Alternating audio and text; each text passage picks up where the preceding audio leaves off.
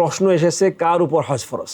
আল্লাহ রাব্বুল আলামিন ইরশাদ করেছেন, ওয়ালিল্লাহি আলান নাসি হিজ্জুল বাইতি মান ইসতাতাআ ইলাইহি সাবিলা ওয়া মান কাফারা ফাইন্নাল্লাহা গানিয়্যুন আনিল আলামিন। ওয়ালিল্লাহি আলান নাস, অর্থাৎ মানুষের উপরে আল্লাহর পক্ষ থেকে হজ ফরজ। মান ইসতাতাআ ইলাইহি সাবিলা, যে হজে যাওয়ার মতো সামর্থ্য রাখে, সেটা শারীরিকভাবে এবং অর্থনৈতিকভাবে যার যোগ্যতা আছে তার উপরে হজ ফরজ। সুতরাং যখন মানুষের কাছে এই পরিমাণ অর্থ হবে যে সে ওই টাকা খরচ করে ওই সময়ে যেই পরিমাণ টাকা হজ করতে খরচ হয় এবং যাওয়া আসা পর্যন্ত ওখানে থাকার হজে কার্যক্রম সম্পন্ন করার জন্য যা কিছু ব্যয় হয় সেই ব্যয় করার মতো যোগ্যতা যার মধ্যে থাকবে, সেই তার উপরে হজ ফরজ। এবং হজ ফরজ হওয়ার সঙ্গে সঙ্গে দ্বিতীয় প্রশ্ন এটাও আসে যে মানুষ কখন হজ করাটা উত্তম।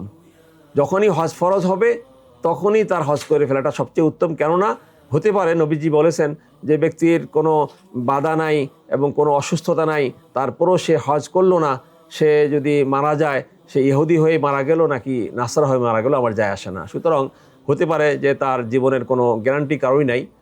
অতএব উচিত হবে হজ ফরজ হওয়ার সঙ্গে সঙ্গে হজ করে নেওয়া, অন্য কোনো বাহানা, অন্য কোনো অজুহাতে এটাকে কালক্ষেপণে না ফেলে দেওয়া।